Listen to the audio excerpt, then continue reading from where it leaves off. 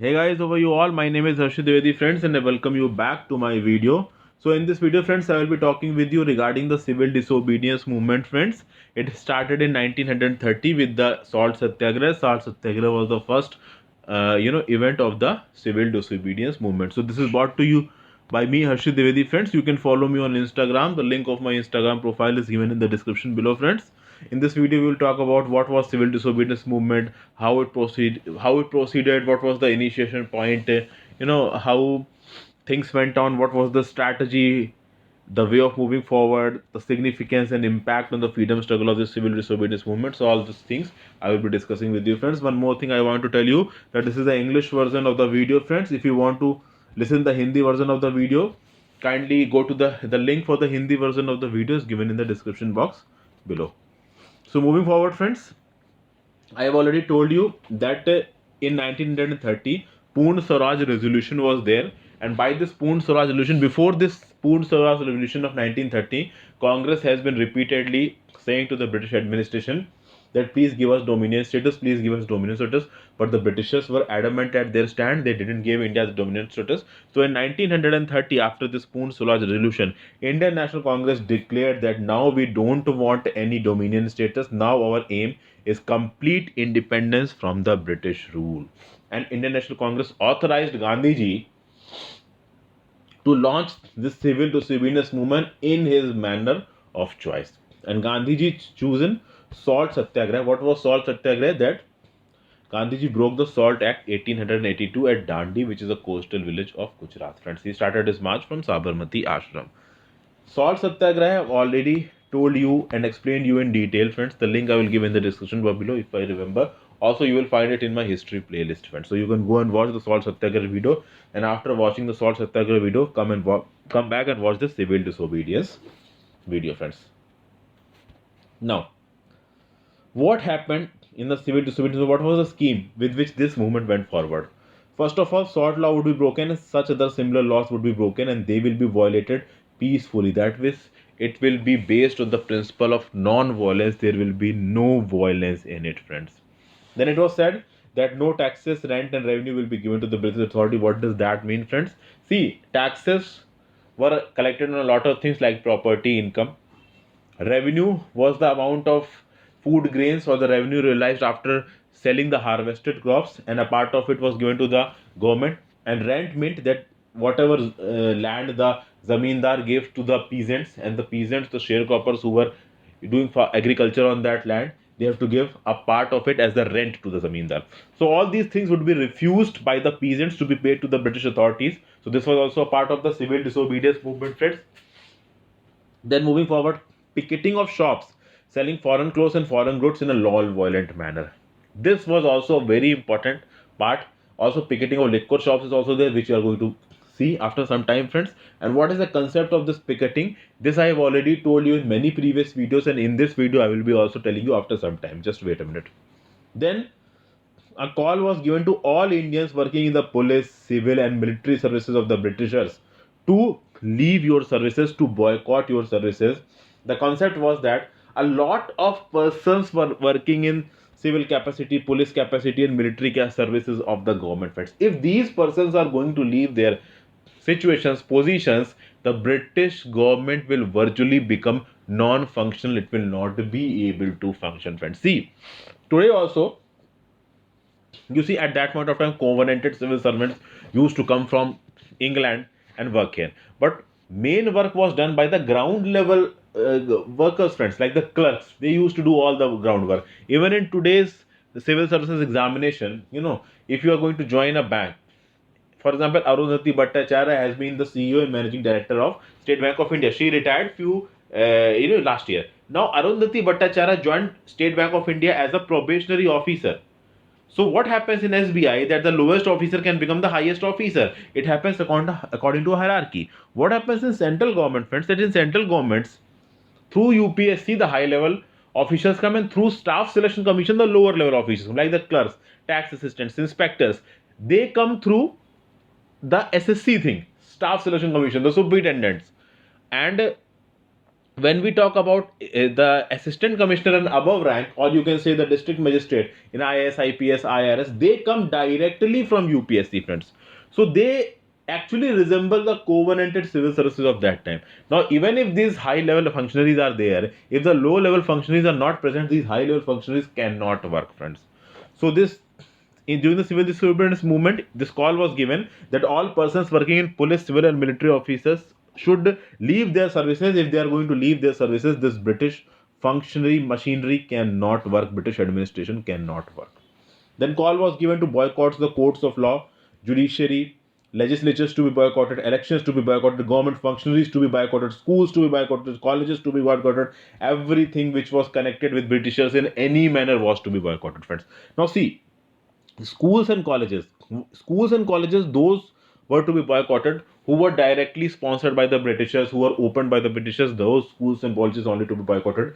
During non-cooperation movement, they were also boycotted. However, at the same time, for the educating the Indians, the leadership of these movements knew that educating the masses is very very important, and therefore they also opened indigenous schools were opened by the Indians also during non-cooperation movement and civil disobedience both. But all those schools and colleges which were associated with the Britishers one way or the another had to be boycotted during this civil disobedience movements. Then liquor was to be boycotted by every Indian. Every Indian was given a call to leave drinking liquor, and also liquor shops to be picketed. Again, I will tell you the concept of picketing. I'm going to tell you in some time. All over India, mass protests were there, demonstrations were there, and they were conducted in a completely peaceful manner. No amount of violence was involved, friends. Now we are going to see what important things happened during the civil disobedience movement. There was one person named Khan Abdul Ghaffar Khan. He raised a group of non-violent functionaries, friends. Now, these non-violent functionaries were known as Khudai Khidmatgars. They were also known by the name as Red Shirts, friends. Now, these Khudai Khidmatgars, Red Shirts, they were actually the followers of Khan Abdul Ghaffar Khan. They were basically active in the Peshawar region of Northwest Frontier Province, and they played a very major role in civil disobedience movement. First of all, they worked in a non-violent manner. This person named Khan Abdul Ghaffar Khan, he was a very great man, and he was basically a disciple, staunch disciple of Mahatma Gandhi. So he strictly led his group of people in a non-violent manner. One more important thing about the civil disobedience movement, and after that I will tell you what this picketing is, was that in the civil disobedience movement, women of all age and background participated. Whether they are young mothers, whether they are widowed women, unmarried girls, even older women also took part in the picketing of liquor and opium shops and stalls selling foreign goods and cloths. Now, what is picketing, friends? See the definition here. They use non-violent and persuasive means to convince the buyers and sellers to change their ways, which were termed as picketing. Now, what is this picketing, friends? Picketing is something that, for example, you have to picket a shop selling liquor. So, what you will do, that you will stand in front of that shop. You are not going to cause any harm or damage to that shop, neither to the persons working in that shop, but whoever is coming to that shop to purchase liquor, you will talk to them and you will request them not to drink liquor. You will tell them about the side effects of liquor. You will say that please don't drink this liquor, this is destroying our country. Shops which are selling foreign goods, we will, they used to convince people that don't purchase things which the Britain has imported from outside, because this is disturbing our economy, hurting our economy. So all the logical reasons were given to the buyers, and they were convinced not to purchase from the shop. This was picketing, friends.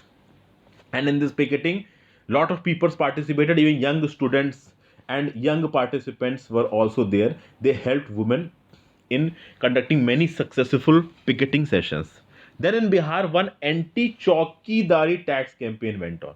Now, and it especially went on in villages. Now, what was this anti-Chowkidari tax campaign? See, friends, in the villages area, in the rural areas, there were not many much police deployed. Thanas, they, for a larger area, only a small thana was there with 2 or 3 havaldars in it. Now, those 2 or 3 havaldars would not be able to manage such a large area. This was very simple.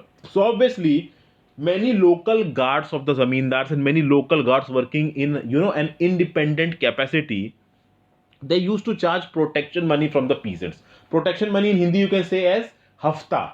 So they used to ask for hafta from the people, and In return, they said that if you will give me hafta, that is, if the farmers will give the hafta to that guard will protect him against all mishappenings. And if the farmer will not give the hafta, then the guard himself will tease or petrify that farmer.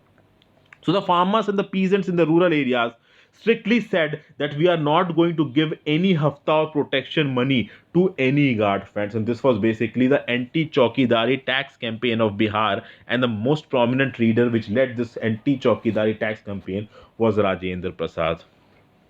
Okay, friends. Then in many states like Maharashtra, Karnataka, and the central provinces, forest laws were broken away. Forest laws were deliberately broken. Now a sizable amount of big amount of tribal population was living in these forest areas, and this tribal population, it was alienated from using the products of the forest themselves, friends. So they have been living in this forest for thousands and hundreds of years. Now suddenly a foreign government comes and says that you cannot use this forest. So obviously that was wrong. So now the tribal populations started breaking these forest laws during the civil disobedience movement. Then in Assam there was a Cunningham Circular issued. Now what was this Cunningham Circular, friends? Now this Cunningham Circular forced the students studying in the schools and colleges and their parents to sign a declaration. And in this declaration, the students and the parents wrote that their children will behave well, they will not cause any ruckus, they will not cause any agitation, they will not protest against the government. So things like these used to be taken by the students in form of a declaration.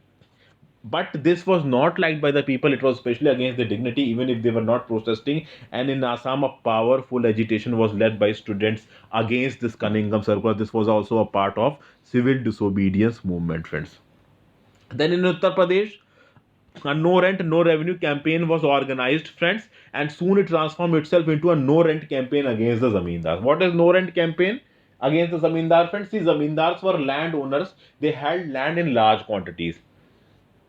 They used to purchase it from government, and on that land they have to pay some amount of tax to the government. And obviously they can get the tax after doing some agriculture on that land. Crop will be grown, then that crop will be harvested, then it will be sold in the market and money will come.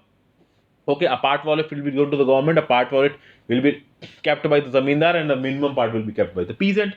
So those people who used to take that land on rent from the zamindar, a campaign started that no rent will be paid to the zamindar on those lands. This campaign was led by many leaders. One of the prominent leaders who was leading the campaign was Jawaharlal Nehru.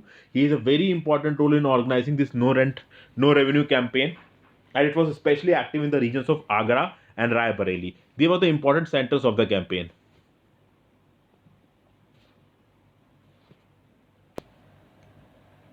So this Agra and Rai Bareli, they were very important centers of this campaign, friends. And this campaign was led by Jawaharlal Nehru on a huge scale. Also, the civil disobedience movement was disseminated with a variety of forms and means. These were Prabhat Pheris, Patrikas, and Magic Lantern. Patrikas were the magazines deployed to spread the civil disobedience. As were the magazines which were deployed to spread the civil disobedience movement. Prabhat Pheris were functions that were used to be deployed early morning, friends. What happened that early morning some people gathered and they used to sing, and together they used to go to some place, and with that crowd some people joined them and it became a huge crowd. So this was a sort of Prabhat Pheris which were used for a very long time, and still at some places in India this thing is active, friends. Similar was a concept of magic lanterns. Then, friends, if we talk about civil disobedience movement was at its full force, at its peak in the first half of 1930. But what happened, friends, that after some time, when Gandhiji was arrested on the midnight of 4th May 1930, government came into action, friends, because government was now at our back seat. A lot of things were happening, friends. Gandhiji had already violated the Salt Satyagraha. He had broke the 1882 Salt Act, and now he was planning a demonstration at Dharasana Salt Works. These things we have discussed in the Salt Satyagraha video. Kindly go and watch this video. Then, friends, this thing, government was in a dilemma of this thing. Damned if you do, damned if you don't. This means that even if you are doing something, then also you are gone. And if you don't do anything, then also you're gone. What happened, friends, that Gandhiji led this movement in a very efficient manner. What Gandhiji did, that Gandhiji talked to many media journalists. This movement was covered on a very wide scale and international, in the West, this movement was very much covered by the media. Now what happened, friends, that all the protesters were protesting in a non-violent manner, and when you are protesting in a non-violent manner, it is very difficult for the government to suppress it, because all the protesters are protesting in a non-violent manner. If you do violence, if suppose some people are protesting, and if you are doing violence, suppose I with 10 people sit in the at the center of the road and cause ruckus and start beating people, then the police will come and will thrash us. But if we are doing some peaceful demonstration, then police cannot lathi charges, because we are doing it peacefully, friends. So that was happening at that point of time, because the movement was non-violent. The police cannot do the brutal part, and when the police was not doing anything, then also the movement was spreading far and government was taking a back seat, because it initially this movement was done on a very large scale, very heavy participation was there, because the satyagrahi was resorting to non-violent means. So obviously the government was not able to come at a very heavily on them. I hope this damned if you do, damned if you don't, you are able to understand its meaning, friends. Then, when Gandhiji was arrested, friends, in order to ease the temper, the then Viceroy of India, Lord Irwin, said that okay, something has to be done, and for constitutional reforms of India, a round table conference was proposed by by Lord Irwin in July 1930. Now, this round table conference, first round table conference held in London, from November 1930 to January 1931, but it was not attended by Indian National Congress, because most of the leaders of Indian National Congress were in jail at that point of time. So nothing fruitful has to come out of it, because without the participation of Indian National Congress, nothing can happen. Indian National Congress was the biggest party. 95%, 96% of the India was represented by it. See, friends, there were many people say that we represent this thing, we represent this thing, we represent this thing. Caste representation was different, religious representation was different. So these things were happening. Indian National Congress was one party which is representation of all the people. So it was the biggest representative, and it was not present. So Britishers realized after the first roundtable conference that any constitutional reform of India is not possible without Gandhiji and Indian National Congress. Okay, so for that to happen, Lord Irwin released Gandhiji in January 1931 from the prison.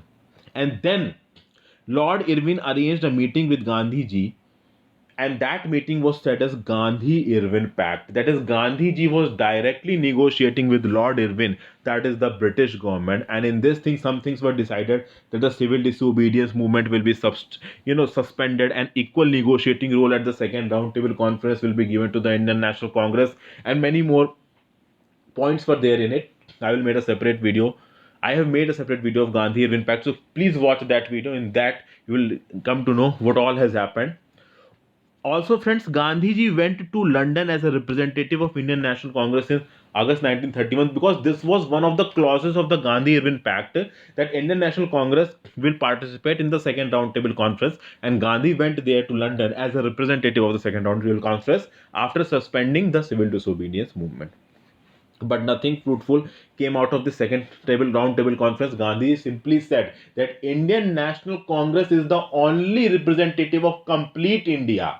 But obviously there was Muslim League, there were depressed classes, there was many other small organizations. So they said that no, whatever Gandhiji is saying is not correct. So nobody listened to Gandhiji. Nothing fruitful came out, because Gandhiji was firm on one stand that Indian National Congress is the only representative of complete India.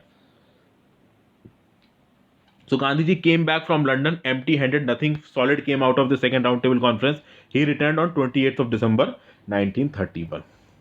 Now, two important things you need to understand, friends, with this civil disobedience movement. One is the Gandhi-Irwin Pact. Second is the roundtable conference, friends. Gandhi-Irwin Pact, roundtable conference. So these two videos I will be making separately, of roundtable conference and Gandhi-Irwin Pact. And with this civil disobedience movement, watch these two videos also. Then you will be able to understand the matter in totality.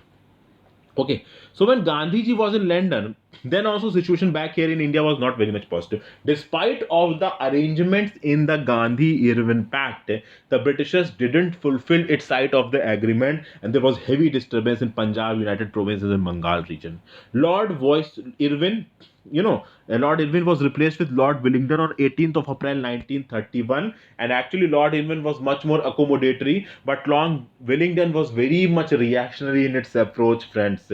Lord Irwin gave Gandhiji as an equal chance to talk to him. Lord Willingdon straightforwardly said that I don't know who this Gandhi is, who this International Congress is. I will do what I feel is correct because I am the boss here, Lord Willingdon said. So he was not ready to negotiate or talk to Gandhiji. Many more things were happening. Jawaharlal Nehru and Khan Abdul Ghaffar Khan have been arrested. Civil martial law was in place. It gave unlimited power to the authorities. They were crushing the civil and human liberties at will. On 28th of December, Gandhiji returned just one day after. On 29th of December, the Congress Working Committee met and they decided to restart the civil disobedience movement. But this time, things were different, friends. Now the government was ready to deal with it. Previously, when civil disobedience movement was going on, the government was not ready, but this time the government was ready. Government was able to break the continuity of the civil disobedience movement by making International Congress participate in the second roundtable conference, and that's why the tempo of civil disobedience movement was broken away. And because of that, this time when the civil disobedience movement was resumed, British machinery was ready to suppress it. Gandhiji was arrested on 4 January 1932. People came out in thousands on the street. 80,000 people were arrested in the next 4 months. 120 days. There was picketing and processions all over the country. Lakhs of people came on the road. Non-violent civil disobedience was crushed with at most cruelty, ruthlessness. Protest, demonstration, peaceful picketing was declared illegal. Indian National Congress as a whole organization was declared as an illegal organization. Ashrams, all the ashrams of Gandhiji were under the control of the police. The government didn't allow Gandhiji and Congress to build up the tempo of the civil disobedience movement that time. This time they were able to suppress the movement, friends. Okay, and civil disobedience movement was finally suspended in May 1933 and it was withdrawn in May 1934. So one question comes to our mind, friends, that was civil disobedience movement a success or was it a failure? See, friends, civil disobedience movement was launched after the Poorna Swaraj resolution. So, very first its target was that having complete independence from British rule. Now, what happened during the civil disobedience movement that the import of foreign cloths and cigarette fell by 50%. Government was not able to collect the land revenue completely. Also, liquor shops were picketed. People boycotted liquor, so liquor was not sold. So, excise duty on liquor was not collected by the government. So, the government was suffering financially. Then huge participation of poor and illiterate people was there in the movement and they were ready to go to the jails. Also, women and students participated on a very large scale. Indian women who used to remain inside their kitchens came out and struggled with the British authorities, police, military, and they showed their strength. Also, Gandhiji directly negotiated with Lord Irwin, so Indian National Congress was given a big status when Gandhiji was directly negotiating with Lord Irwin. Friends, Muslims from the northwestern frontier province participated. Muslim Weaving Committee of Bihar, Delhi, and Lucknow was also mobilized. But actually, friends, the gap between the Hindu and Muslim communities increased. That will, after some time, lead to the partition of India, friends. In two provinces, Kashmir and Alwar, uprisings were also seen. And one thing happened in this civil disobedience movements that peasants, the distance between peasants and Indian National Congress increased. Why, friends? Because, friends, whatever this Indian National Congress and Gandhiji was doing was very much not good and not in favor of the peasants. What happened, friends, that when this non-cooperation movement and civil disobedience movement was going on, so obviously the farmers refused to give the land revenue, they refused to give the rent. Now, when the farmers did this, the administrative machinery forcefully took away their lands. And when the administrative machinery forcefully took over their land, friends, peasants didn't like it.